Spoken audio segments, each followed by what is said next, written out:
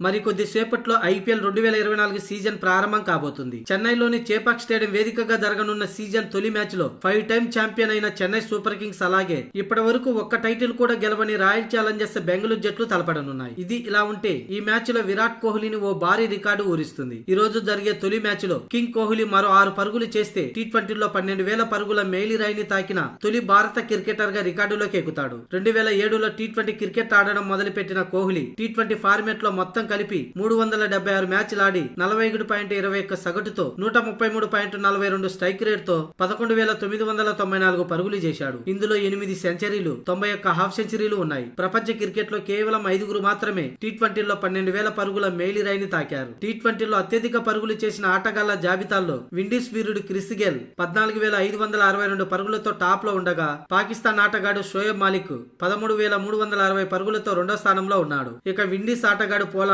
12,900 పరుగులతో మూడో స్థానంలో ఉండగా ఇంగ్లాండ్ ఆటగాడు అలెక్స్ హెల్స్ 12,319 పరుగులతో నాలుగో స్థానంలో ఉన్నాడు. ఇక 12,065 పరుగులతో డేవిడ్ వార్నర్ 5వ స్థానంలో ఉన్నాడు. ఇక ఆ తర్వాత విరాట్ కోహ్లీ ఈ రోజు జరిగే తొలి మ్యాచ్ లో 6 పరుగులు చేస్తే గనుక 12,000 పరుగుల మేలిరాయిని అందుకున్న 6వ ఆటగాడుగా నిలుస్తాడు. అలాగే భారత్ తరపున తొలి ఆటగాడుగా నిలుస్తాడు.